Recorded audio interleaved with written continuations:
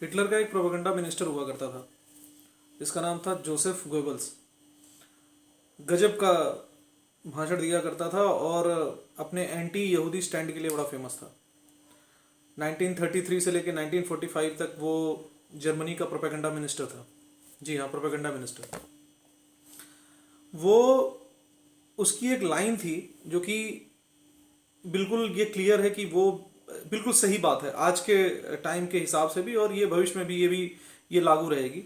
उसका कहना था किसी भी एक झूठ को अगर आप बार बार बोलते रहें, बार बार बोलते रहें, बार बार बोलते रहें, तो एक समय ऐसा आएगा कि लोग उसको सच ही मानने लगते हैं। और आज जो हिंदुस्तान में, जो इंडिया में किसान आंदोलन चल रहा है, ये बिल्कुल उसके मुनाफिक एकदम सही साबित हो रही है कि जिस तरह से दुनिया भर के pop star, environmentalist so called, और इंस्टाग्राम के बहुत ही फेमस कोई मॉडल, ये सारे लोग जिस तरह से इन्वॉल्व हो गए हैं, जिस तरह से इंटरनेशनल ऑर्गेनाइजेशंस जो कि भारत विरोधी अपने स्टैंड के लिए फेमस हैं, किस तरह से इस किसान आंदोलन के अंदर आकर और भारत को बदनाम कर रहे हैं और भारत को बेइज्जत करने की कोशिश कर रहे हैं, वो बिल्कुल जोसेफ गोebbels की उस लाइन को पूरा सार्थक बना रहे हैं। देखिए, हिंदुस्तान एक ऐसा देश है कि आज आप देखते होंगे कि बहुत सारे मतलब रिसर्च फाउंडेशन हैं जो जिनका मानना है कि अगर हम इसी तरह से पोल्यूशन फैलता रहा तो अगले 20 साल में, 25 साल में, 50 साल में कहीं नदी सूख जाएगी, कहीं समुंदर में मछलियां खत्म हो जाएंगी, कहीं पर मतलब ग्लेशियर पूरी तरह से खत्म हो जाएंगे, वगैरह वगैरह। ऑक्सीजन ओजोन लेयर में तमाम दिक्कत आ जाएगी, फट जाएंगे। जो आजकल मतलब जो नेचुरल डिजास्टर्स हो रहे हैं, तो उनका ये जो सोचना है कि आने वाले सालों में पोल्यूशन की वजह से ये चीजें होंगी, तो उसके अकॉर्डिंगली लोग, ये सारे देश और दुनिया भर की ग्लोबल ऑर्गेनाइजेशन या वो सब कंट्रीज, ये उसको बचाने के लिए तब सामने आते हैं जब अति हो जाती है। लेकिन आप इंडिया की देखिए, हिंदुस्तान के बारे में एक चीज मैं आपको बताना चाहूंगा कि हमने इन्वायरमेंट को, ये जो आज बचाने की जो इतनी कुव्वत चल रही है, जो भारतीय सनातनी थे, इन्होंने बहुत पहले से ये चीजें सोच रखी थी। अगर सोचा ना होता तो हम नदियों को, हम पहाड़ों को, हम जंगलों को, सबको देवतुल्य या माता तुल्य मानते हैं। कभी मैंने तो नहीं सुना, मैं मेजॉरिटी लोगों को जानता हूं कि जो गंगा को गंगा माँ ही कहते हैं, गंगा नदी कहते हैं, ऐसा नहीं है, बहुत सारे लोग गंगा नदी कहते होंगे, लेकिन गंगा नदी गंगा माँ के नाम से जानी जाती है। आप पहाड़ों को देखिए, पहाड़ों को चाहे उत्तरांचल, हिमाचल, उनको उनको भी देवता का दर्जा दिया गया, देवभूमि कहा जाता है उन पहाड़ों को। और इस तरह से जो है हम उनको इतना ज्यादा मान सम्मान देते थे, देवी और देवता का दर्जा देते थे, और पहले से ही उनको हमने अपने मन मंदिर में बसा रखा था। तो हमारे उसमें कोई दिखावा, छल कपट इस तरह से हमारे ऋषि मुनियों और हमारे समाज के अंदर नहीं हुआ करता था। अब सो कॉल्ड इन्वायरमेंट, जो तमाम तरह के इन्वायरमेंटलिस्ट आ गए हैं दुनिया के अंदर, कोई जिसको स्कूल पढ़ने की जिसकी एज है, जिसको कॉलेज जाने की एज है, वो उसको दुनिया ने इन्वायरमेंटलिस्ट बना दिया हुआ है। कुछ लाख, 1.5 लाख, 10 लाख फॉलोअर्स जिसके इंस्टाग्राम पेज पे है, वो हिंदुस्तान के आंतरिक मामलों में अपनी चिकनी चुपड़ी बातें फेंक रहा है, जिसका हिंदुस्तान से कोई लेना देना नहीं, जो पूरी तरह से वेस्टर्न माहौल में पला बढ़ा, जिसको फार्मिंग का एफ तक नहीं आता। ऐसे लोग अपने व्हाट्सएप, अपने फेसबुक पेज पे, अपने ट्विटर हैंडल पे लिखते हैं कि why not everyone is talking about this. मैं रिहाना की बात कर रहा हूं, मैं एमांडा कैरनी की बात कर रहा हूं, और मैं ग्रेटा थनबर्ग की बात कर रहा हूं। अगर आप इन्वायरमेंटलिस्ट की बात करें तो हमारे हिंदुस्तान में भी ऐसे ऐसे लोग हैं कि जिन्होंने अपनी पूरी जिंदगी खपा दी इन्वायरमेंटल के कल्याण के लिए। सालू मरादा थिनमक्का जो कि 109 साल की हैं, उन्होंने वो उन्होंने पूरी जिंदगी में तकरीबन 8,000 से ज़्यादा पेड़, जीवित पेड़, और 385 अब तक 385 बनियान ट्री 4 किलोमीटर के स्ट्रेच के अंदर उन्होंने लगाए हुए हैं। 109 साल की उम्र की हैं वो। पिछले साल उनको पद्मश्री पुरस्कार मिला है। उनके बारे में कोई बात नहीं करता। अगर आपको देखना ही है तो ऐसे ऐसे लोग पड़े हुए हैं कि जिन्होंने अपना आप रावत साहब को देख लीजिए जो उत्तराखंड के रहने वाले हैं, जिन्होंने मैती आंदोलन स्टार्ट किया था 1995 से। उन्होंने मैती आंदोलन स्टार्ट किया था जिसका मेन काम ही था कि जब कोई लड़की अपने घर से विदा होकर अपने ससुराल जा रही होती थी तो एक वो पौधा लगाती थी और वो उस पौधे की सिंचाई की जिम्मेदारी उसकी माँ की होती थी, जो अपनी बेटी की कमी की याद दिलाती रहती थी उस माँ को, और उसकी सिंचाई, उसका सींचन हमेशा उसकी माँ करती थी उस पौधे का। और उन्होंने पूरी जीवन अपनी खपा दी इन्वायरमेंटल के कल्याण के लिए। उनके बारे में कोई डिस्कशन नहीं करता। ये सारी की सारी जो कहानी है ये असल में ये है कि भारत जिस तरह से उभर रहा है, भारत की दुनिया में जिस तरह से भारत का सीना चौड़ा हो रहा है, पूरी दुनिया जिसे कहते हैं ना कि भारत कभी एक विश्व गुरु हुआ करता था, आज भारत फिर से अपने दर्जे को पाने के लिए आगे बढ़ रहा है, कदम दर कदम बढ़ता जा रहा है। किसी को भी कुछ करने से पहले एक बार सोचना पड़ता है कि हिंदुस्तान के बारे में किसी भी यूनाइटेड नेशन, कोई भी फोरम हो, चाहे यूनाइटेड नेशन फोरम हो, चाहे वो G17 हो, G7 हो, किसी भी फोरम में, या जितना आपके जो OIC का जो फोरम है, जो जितने भी तेल प्रोड्यूसर्स हैं, कहीं पर भी अगर हिंदुस्तान के बारे में किसी को कुछ कहना है तो उसको पहले बहुत सोचना समझना होता है। सब हिंदुस्तान की दोस्ती इस समय चाहते हैं। तो ये जितनी भी भारत की दुश्मन जो भारत को आगे बढ़ता हुआ देखना पसंद नहीं करती, ये सभी लोग किसी न किसी ढंग से चाहते हैं कि भारत आगे न बढ़े। क्योंकि इस आंदोलन में यकीन मानिए कि जिस तरह से तमाम विदेशी एजेंसियों का नाम आ रहा है, उससे ये मतलब भारत सरकार को, भारत के एक्सटर्नल अफेयर्स मिनिस्ट्री को बाकायदा एक लिखित में ये बयान देना पड़ा कि हमें एक साथ खड़े रहना है, कि हमें किसी भी बहकावे के अंदर नहीं आना है।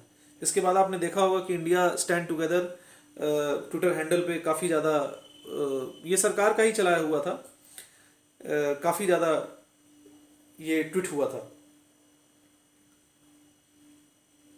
और तरह तरह के फफूदों की तरह नए नए इन्वायरमेंटलिस्ट पैदा होते जा रहे हैं। एक लड़की जो 20-21 साल की है, उसका नाम है दिशा रवि करके, उसका पूरा नाम दिशा रवि जोसेफ है, वो दिशा रवि उसने लिखा हुआ है। वो उसका बाकायदा ऑडियो, उसका वीडियो वायरल हो गया जिसमें वो ग्रेटा थनबर्ग से बात कर रही है। और ग्रेटा थनबर्ग से बात करने के बाद, क्योंकि गलती से भाई सो कॉल्ड इन्वायरमेंटलिस्ट तो हो गई हैं, लेकिन अभी उतना दिमाग था नहीं, तो 2-3 लोगों ने मिलकर इस टूल किट को डिज़ाइन किया था और वो टूल किट डिज़ाइन करके उसने भेजा था ग्रेटा थनबर्ग को। लेकिन वो ग्रेटा थनबर्ग ने अपने जो ट्विटर हैंडल पे जो उसको लिखना था उसमें टूल किट को अटैच नहीं करना था, लेकिन गलती से उसने अटैच कर दिया। मामला वहीं से खुल गया, मामला खुल गया। तो अब वो करे तो क्या करे, तो आपस में सब में डिस्कस, इन दोनों के बीच में जो वीडियो वायरल हुआ उसमें बाकायदा डिस्कशन कर रही है, उससे कह रही है कि मैं अपने वकील से कांटेक्ट में हूँ और हमारे ऊपर यूफा लग सकता है। जो यूफा एक अनलॉफुल एक्टिविटीज़ प्रिवेंशन एक्ट है 1967, जिसके तहत तकरीबन 37 ऐसे ऑर्गेनाइजेशन हैं जो बैंड हैं, और तमाम उसमें अलग अलग पैरामीटर्स हैं और पॉइंट्स हैं जो जिसके अंतर्गत अगर कोई भी आता है तो उसके ऊपर वो उस कानून के तहत उसके ऊपर कार्रवाई होती है। तो उसमें जैसे बब्बर खालसा इंटरनेशनल हो गया, खालिस्तान कमांडो फोर्स हो गया, या आपका ये सिख फॉर जस्टिस हो गया, ये सारे ऑर्गेनाइजेशन उसके अंदर आते हैं और ये किसी न किसी माध्यम से उनके साथ अटैच थी। जिसमें सिख फॉर जस्टिस का जो हेड है मो धालीवाल, जो कि कनाडा में वैंकूवर में रहता है, उसने जो एक मीटिंग ऑर्गेनाइज की थी, उस मीटिंग में ये दिशा रवि भी इन्वॉल्व थी। अब ये दिशा रवि 21 साल की हैं, लेकिन सो कॉल्ड इन्वायरमेंटलिस्ट और सो कॉल्ड जो तमाम जो लिब्रांडू लोग हैं और जो तमाम इसको इतनी ज़्यादा बैकिंग मिल रही है, खासकर अपने ही देश के बड़े सारे जो विपक्षी पार्टियां हैं वो एकदम पूरी तरह से उसको सहयोग कर रही हैं, जबकि ये सबको पता है कि पूरी तरह से वो देश के खिलाफ एक षड्यंत्र रच रही थी। मतलब एक चुनी हुई सरकार को गिराने का पूरा प्रयास हो रहा था। और अब ये दुनिया भर के जितने भी मतलब सोशलिस्ट हैं या एक्टिविस्ट हैं वो उसके बचाव में आ गए हैं। कह रहे हैं वो 21 साल की लड़की है, वो वेजिटेरियन है, वो सिंगल मदर उसकी है, वो मतलब इन्वायरमेंटलिस्ट है। अब उसको इस तरह से एक चादर पहना के उसको बचाने की कोशिश हो रही है, लेकिन कोई ये नहीं देख रहा कि वो भारत के सरकार के खिलाफ, वो भारत देश के खिलाफ अनलॉफुल एक्टिविटी कर रही थी। उसको कैसे झुठला दोगे आप? तो मेरा सिर्फ ये कहना है कि मैं इतना लंबा चौड़ा जो मैं बोल आया, मेरा सिर्फ ये कहना है कि हिंदुस्तान बहुत ही सुरक्षित हाथों में है। हिंदुस्तान बहुत तेजी से आगे बढ़ रहा है। हम थोड़ा सा वक्त के साथ पिछड़ गए थे, लेकिन हम धीरे धीरे बहुत आगे बढ़ रहे हैं।